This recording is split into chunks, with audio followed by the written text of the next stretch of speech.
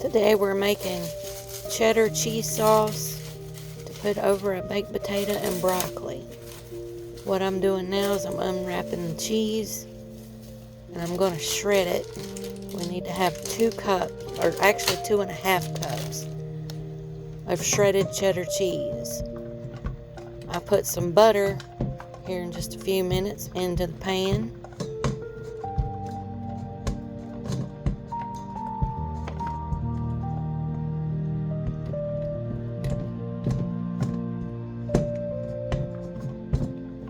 You can either shred your own like I'm doing, or you can buy it pre-shredded. I like to use the block cheese because it doesn't have all the preservatives and stuff in it.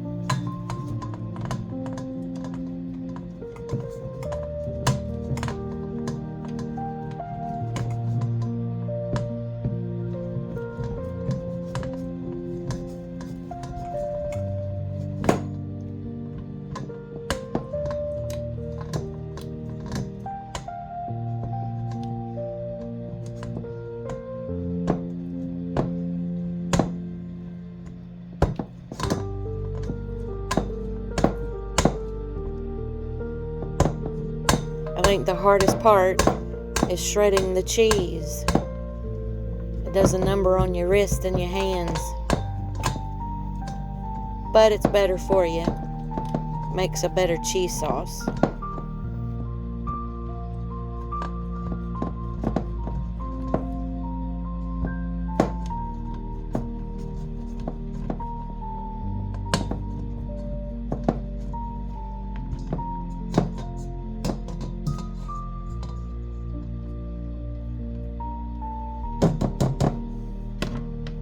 I like to use my enamel cast iron pan for this. It's more evenly heated. Here I'm getting out the baked potato that I'd already done. I wrap them in tin foil with spices and whatnot, and some olive oil on them. Here I'm making sure that they're done. I'm going to turn them over to make sure they're evenly done on all sides. I put the baked potato in 400 for about an hour.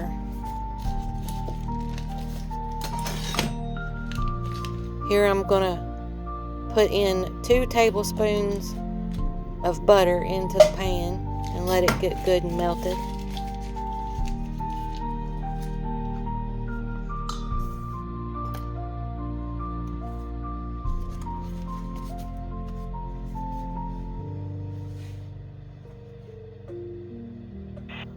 And stir it around to make sure it breaks up pretty good.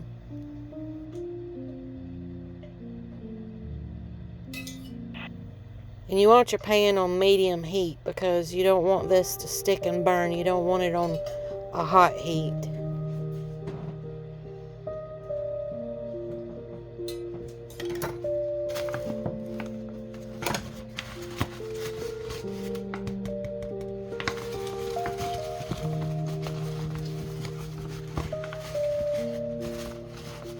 I had to tear off the excess paper to my flour bag.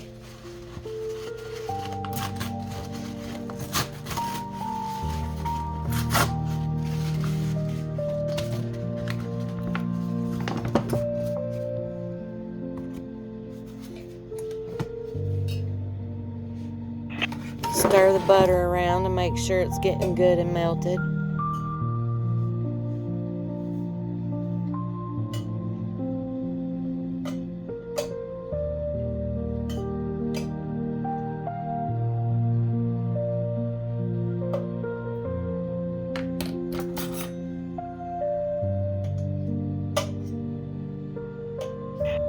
I had to break it up a little bit because it didn't want to melt too fast.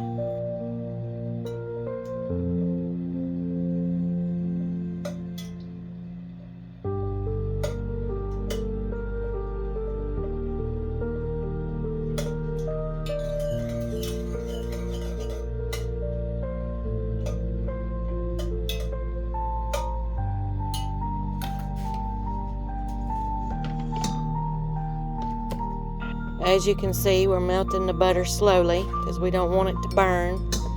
It'll make your cheese sauce taste a little burnt.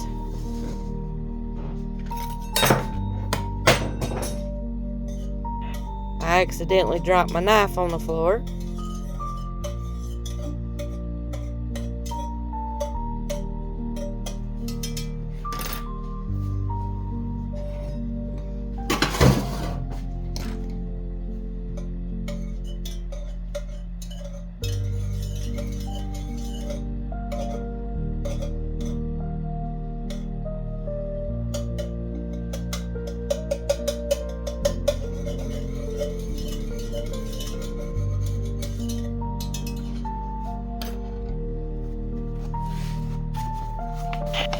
Now here I'm adding 2 tablespoons of all-purpose flour.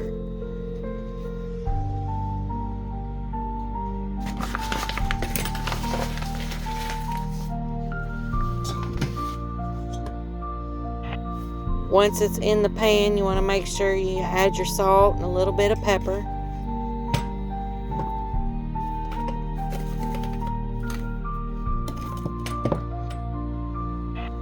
And then give that a good stir so that it incorporates with the butter.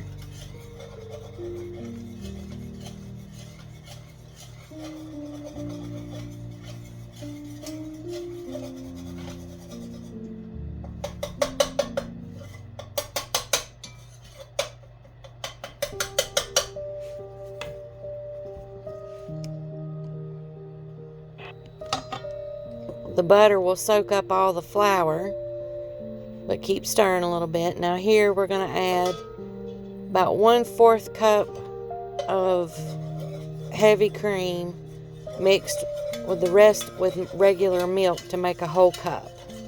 Pour it in slowly and stir. That way you can release all the lumps and make it like a smooth gravy consistency.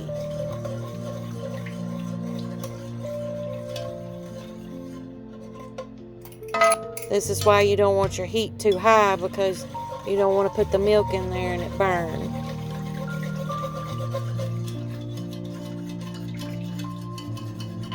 Stir it around really good to release all the lumps and make it smooth.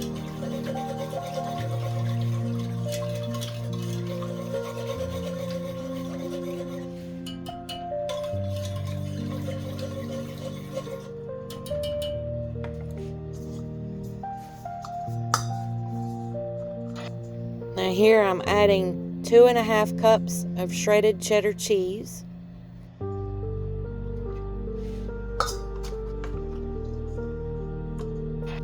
You can add more if you want. I found that I wanted to add just a little more later on.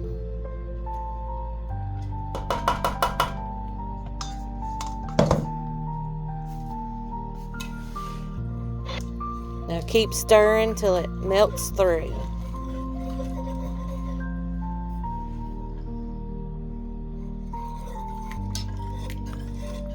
You see here it looks like a gravy, but the cheese will melt.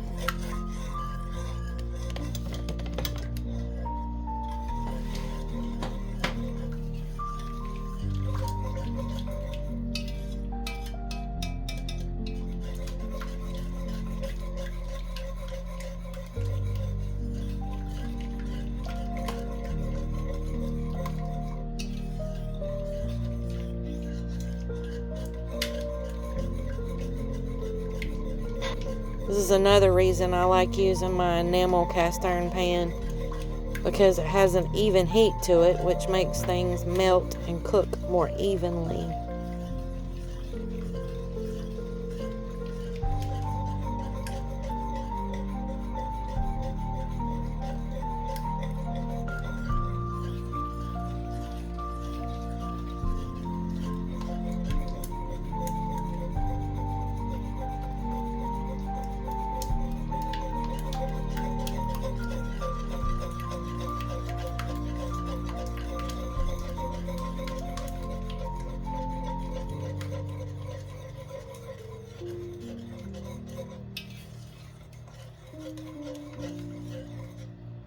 You'll see that it's starting to thicken up.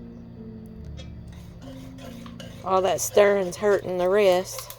Now keep going.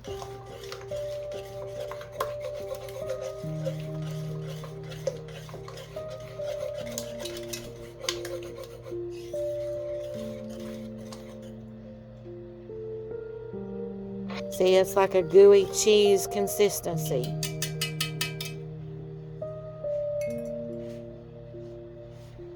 That's what you want it to turn out to be. Real thick and cheesy.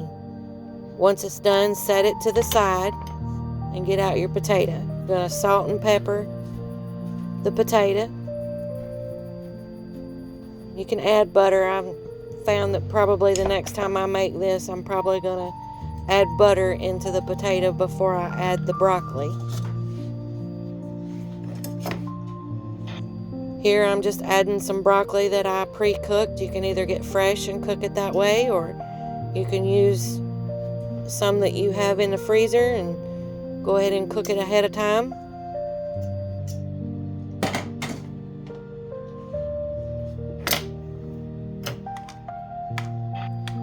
Now you just add your cheese sauce over the top, ever how thick you want it. I like real cheesy potatoes, so I added pretty thick.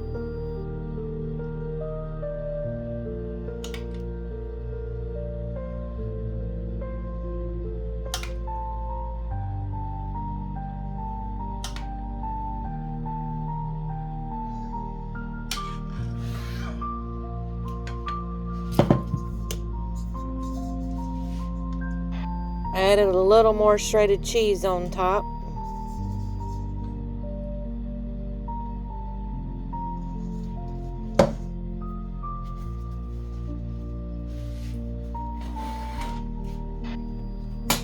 And then I added a little bit of parsley flakes on top for color.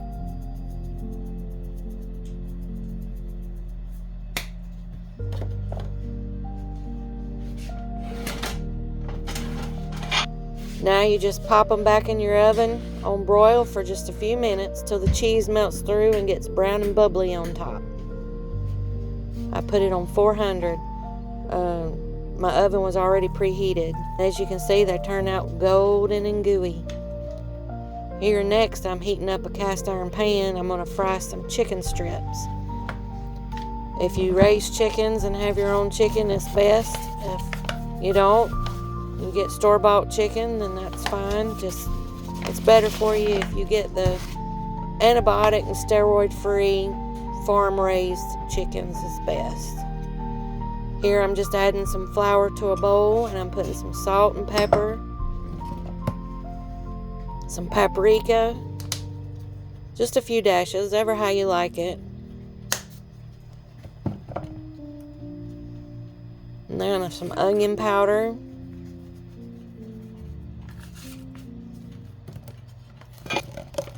Then I added some garlic powder. Again, this is all to taste.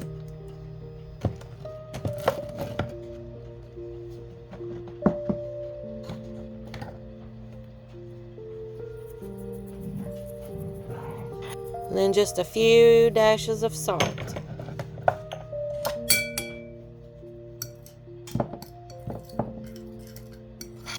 Mix all that good and together. Make sure it's all good and incorporated.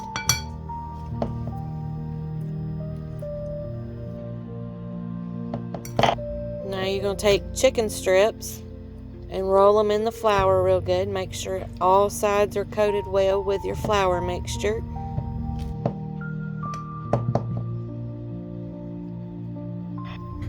There, I was just making sure that my pan was heating up good, because it's best to put stuff in there when your pan is good and hot so the flour will stay stuck onto the chicken and make some really good crispy chicken strips.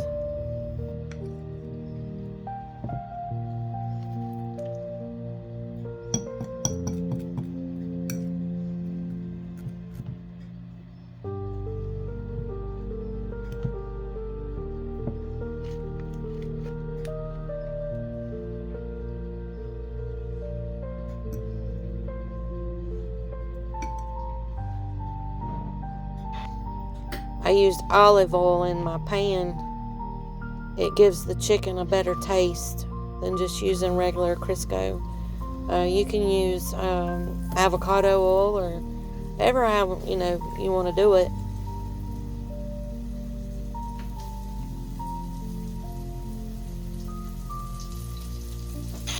After you get your chicken strips all floured up, put them all in the pan. Well, they're kind of touching each other, not really, but you want them to have enough space in there that they get evenly cooked.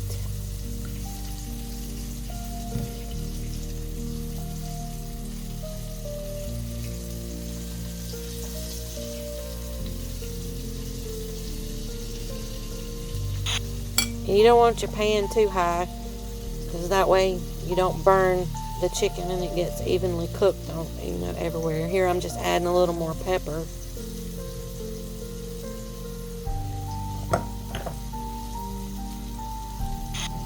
Now go wash your hands, because they will get gunky. And then once your chicken's done, you're ready to plate up your meal.